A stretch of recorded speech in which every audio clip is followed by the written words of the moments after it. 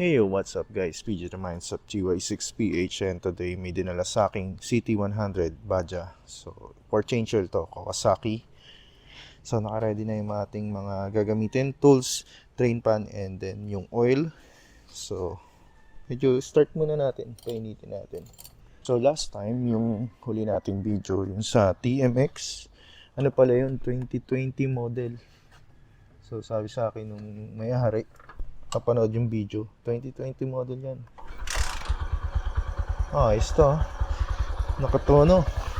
One kickstart siya kahit na medyo mukhang hindi na alaga, na stock. Pero ang galing kasi ang tagal nito nakatambay kahapon pa. So magdamag. Hintayin ko lang uminit. Then drain ko na yung oil niya.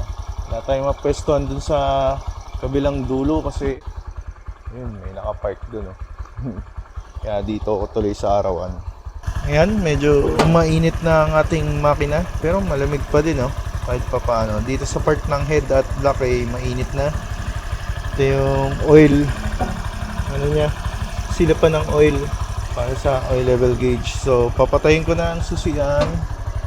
At sisimulan na natin yung pag-change oil. Last time, ang ginagawa natin, nagde-drain muna tayo bago natin buksan tong sa dipstick or salinan. So ngayon, bubuksan ko na muna siya bago ako lumipat dun sa ilalim.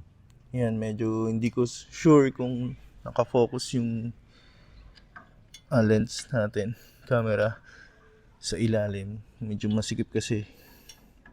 So ito ay 14mm. So luluwagan natin. Yan. Kapag naluwagan na natin ng gamit yung wrench, pwede na yung sakit at kamay na lang. Kulit na ito, parang may mga rebaba Tingnan mo to. Parang may parang buhangin dito.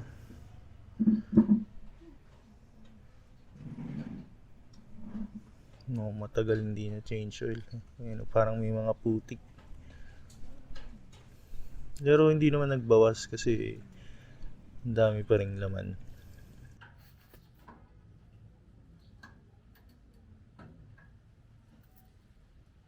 Medyo onti na lang yung tumutulong oil, papatak-patak na lang. Pwede na nating isara. Yung drain plug, may nakuha ko na mga rebaba kanina, pero after ko linisin, mukhang malinis naman. So papa-obserbahan ko na lang sa may-ari kasi base sa kanila, hindi naman nagkakaroon ng problema to sa performance sa makina. Kaya ibabalik ko na to.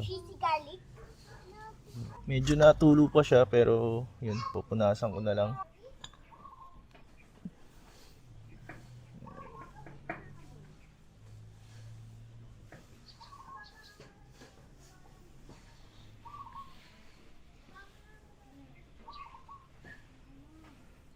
Babalik natin tong drain plug.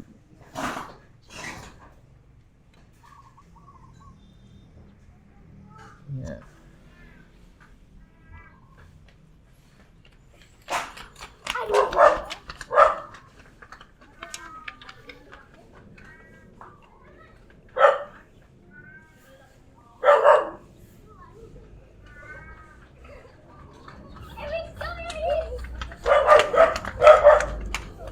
Naikabit ko na yung drain plug, hindi ganun kahigpit. Tapos dito sa salinan niya, yung takip ay nalinis ko na. Wala pala tong dipstick katulad sa mga scooter. Medyo malambot pa naman yung o-ring niya, kaya nilinis ko lang. Gamit tayo ng imbudo. Although maluwag naman, mas madali pa rin na may imbudo. Gustong oil, kakabukas ko lang. 10W40 Lupo semi-synthetic. Yan, sali na natin.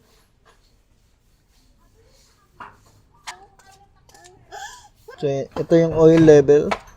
Yan yung oil level.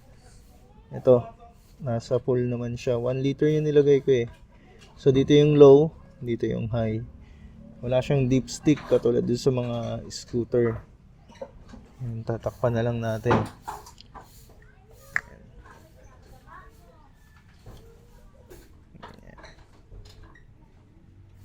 I-start na natin. Then, observe kung may leak. Basically, tapos na to.